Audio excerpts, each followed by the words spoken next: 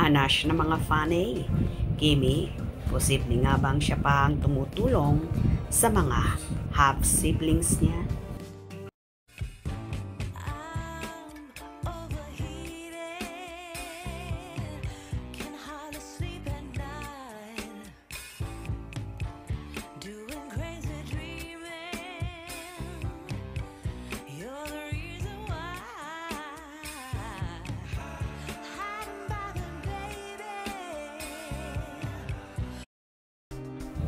Usap-usapan nga at nagkaroon ng iba't ibang hanasyang fanay ng Kim Pao kung saan naaawa daw sila kay Kim Chiu.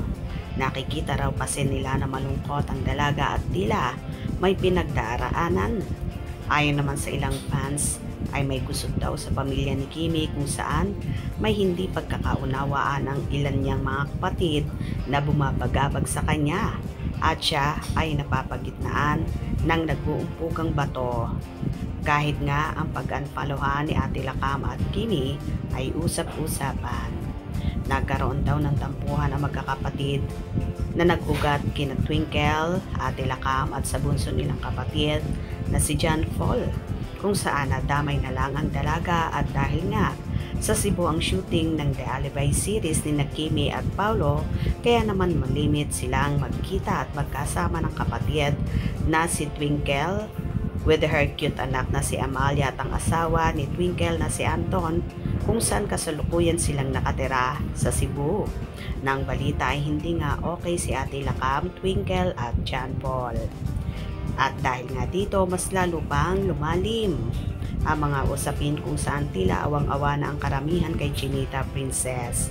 Dahil alam naman ng lahat na si Kim ang nag-ahon sa kahirapan ng kanyang pamilya. Si Kim din ang nagpaaral sa kanyang mga kapatid at kahit sa kanyang mga pamangkin ay si Kim pa rin ang nagko-cover ng lahat.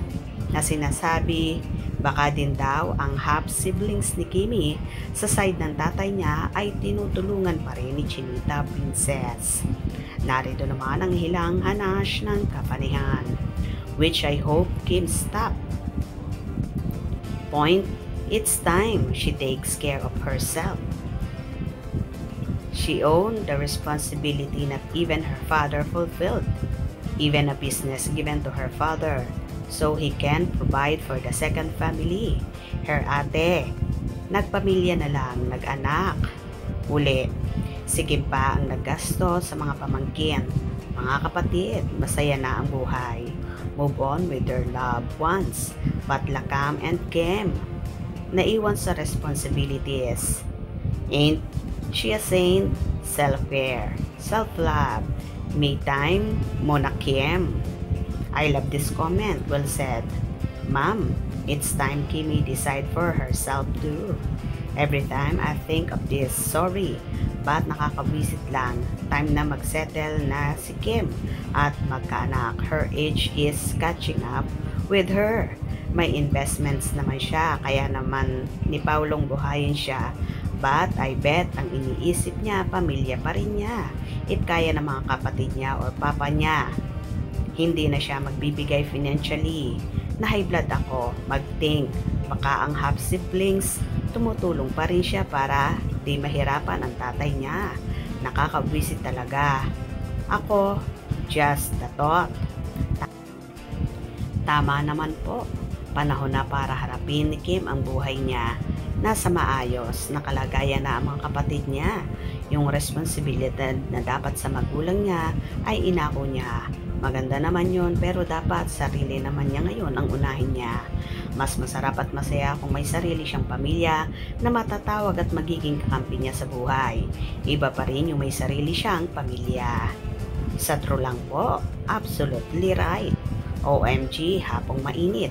Ako ang na-stress, ha ha ha ha. Pag may kapatid, tila katulad ng isang Kim Chiu na willing magbigay financially, I hope nag-isip din mga kapatid na tulungan siya Someday pag di na siya mag-artista, silang lahat finish ng college at may mga trabaho na. I hope bumawi naman sila kay Kim in the future. Sobrang bait ng Kim Chu. Yes, totoo naman lahat ng sinabing ito ng mga supporters ni Kimi at hindi talaga malayo na kahit ang mga half-siblings niya ay natutulungan pa rin niya dahil ayaw niyang mahirapan ang tatay niya.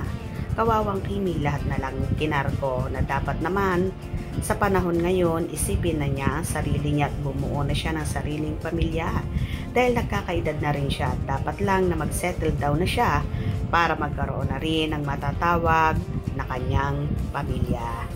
Tama ba ako mga kakimpawladya? Hope you enjoyed. Please subscribe for more info.